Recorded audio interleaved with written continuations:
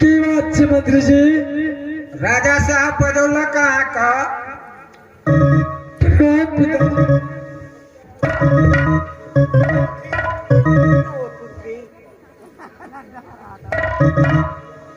हे बेटी रुक्मणी, देश देश में पत्र खिला के देश देश के राजा स्वयंवर लगौला, लेकिन विधाता एक भीख मांगा। इस सभा में कल राज से नहीं राज से यार भौरानंद का जयमाला दिला, लेकिन वो भौरानंद तीनों पर जाके जयमाला डाल से तोरा से हेलन पूछ रहा छी से भीख मांगा सा तू शादी करबा अने कहबा तो इस सभा में रंग बिरंग के दुल्हाए छ, ओकरा साथ शादी करा। मंत्री जी जी मलकार, बाटे में तुलसीदास दर्शन ये लाट करे चतुराई तो पिघला लिखा बेटा न जाए। परमात्मा जी हमारा नसीब में आज के मंगल लिख दिला के हमारा ले ईश्वरीय जब शादी करावी तो उनके साथ में शादी करा मंत्री जी।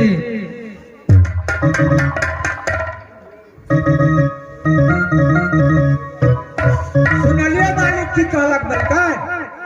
के कहलक? जब करबे तब ओकरे साथे बहुत आनंद के बाद जब हम अपन बच्चन देला भौरानंद, अब ओकरा तकदीर में की लिखने छै? भौरानंद से ये लड़का भेज के देने हैं। शकर लुचिया जी मालिक, आए राजा सबके खाना खिया के विदा दे के दरबार से विदा कर वही लड़का के ला नाम पता पूछ के जते राजेसी पोशाक है ओकरा पिन्हा के जल्दी शादी कर दिया। ठीक है मालिक। अरे मालिक चलिया, अहाँ सब खाना खाओ, नाश्ता करू आ अपना अपना राज जाओ। हरामजादे,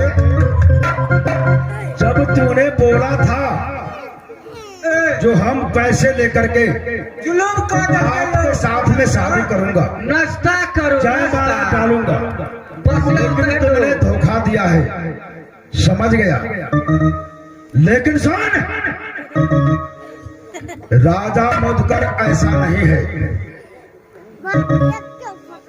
अरे छल से हो, बल से हो, कल से हो, जिस ढंग से होगा उस ढंग से राजा मधुकर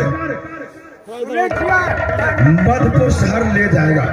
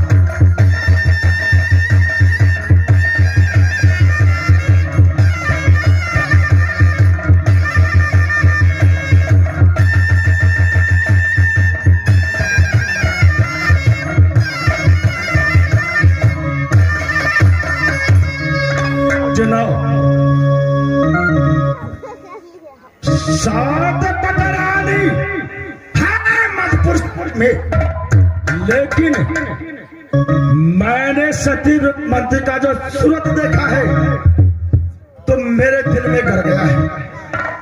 ये प्रेम साहब ओ करो सूरती या होया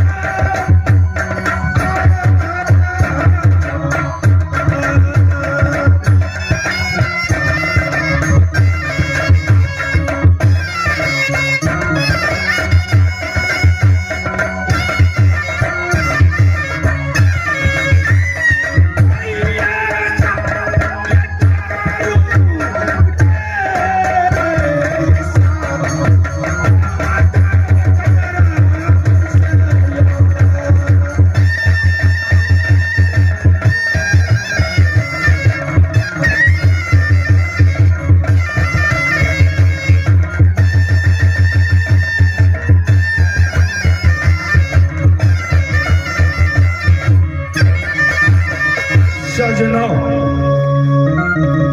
आर जिस जैसे जैसे रावण ने प्रतिज्ञा किया था, जिस टाइम में श्री जानकी को स्वयंवर हुई थी उस टाइम में रावण भी आए थे, लेकिन धनुखा तोड़ा श्री राम ने। वैसे मैं प्रतिज्ञा करता हूं, जो रावण ने श्रीलंका सीता को हर के ले गया, मैं छल से हो, बल से हो, कल से हो, लेकिन वैसे मैं प्रतिज्ञा करता हूं, सती मंत्री का अगर मधुकर में शक्ति होगा तो आज न कल चाहे शादी कर ले कोई बात नहीं है, लेकिन जिस ढंग से हो उस ढंग से सती रूपमती का हरण जरूर। राजा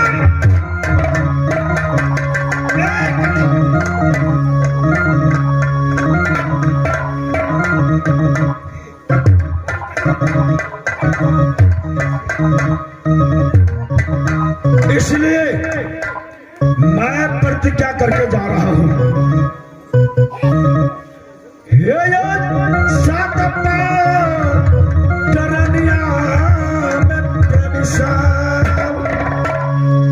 सुंदरी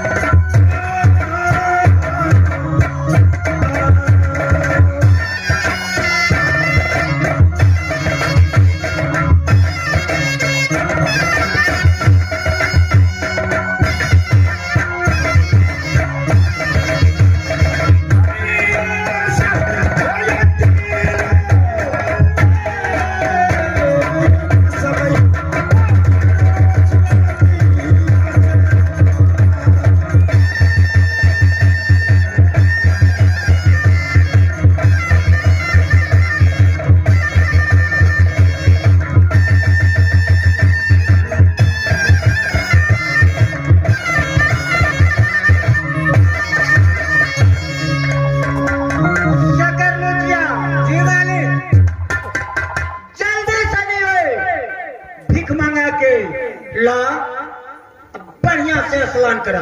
ठीक है मालिक।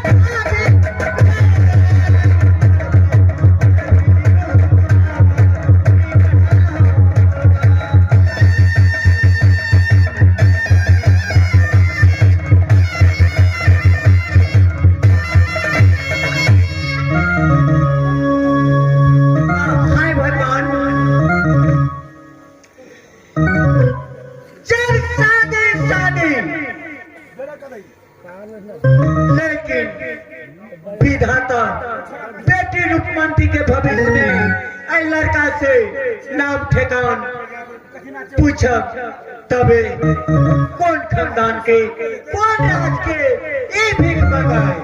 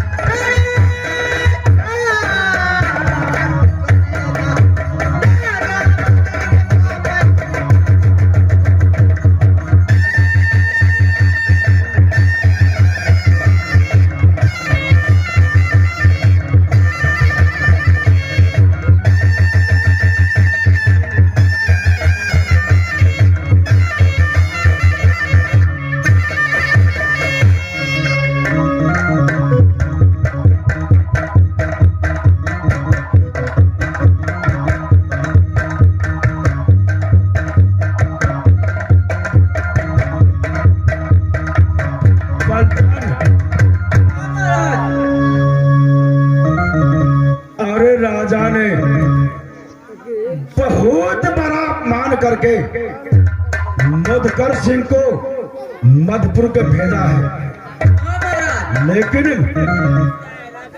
मधुकर सिंह को पहचाना नहीं जो क्या आदमी है।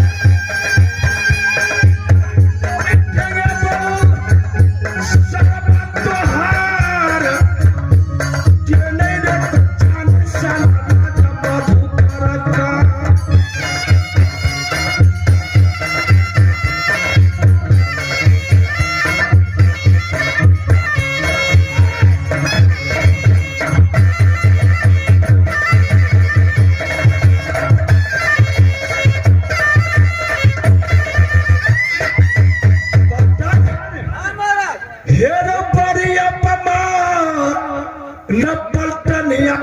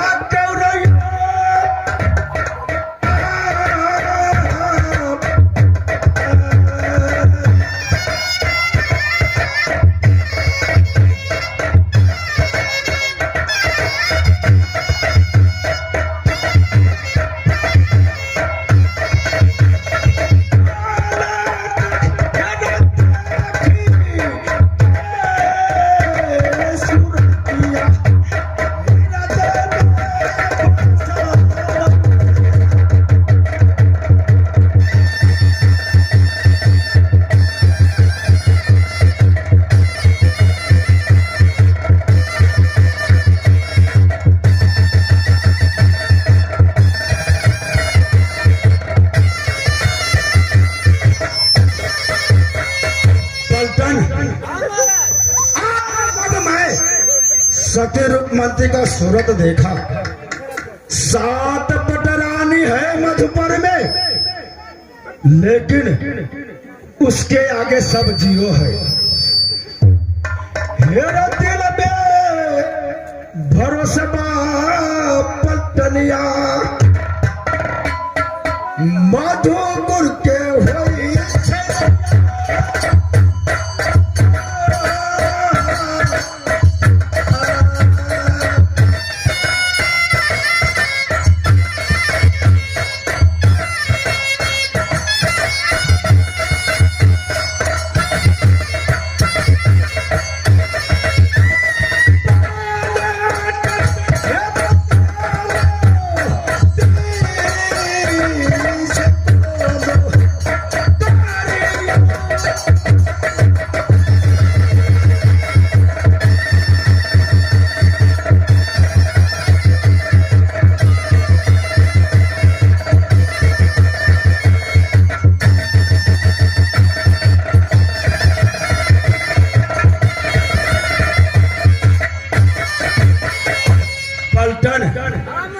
सती रूपमती का चेहरा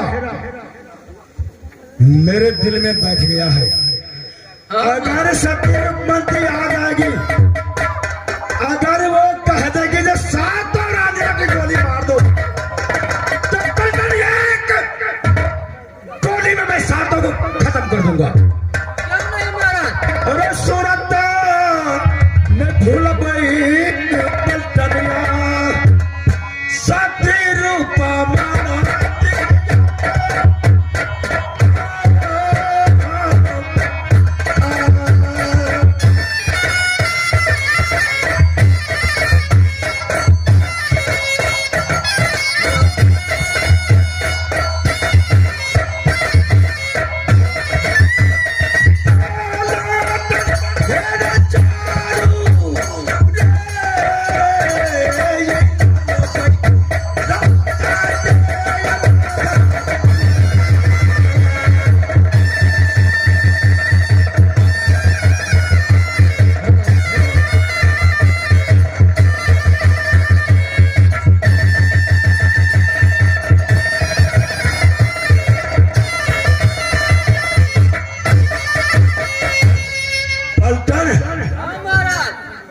ऐसा करो, 4 कोस मधुपुर राज में ढोल ढोरा पिटा दो। अगर जो कोई सती रूपमती का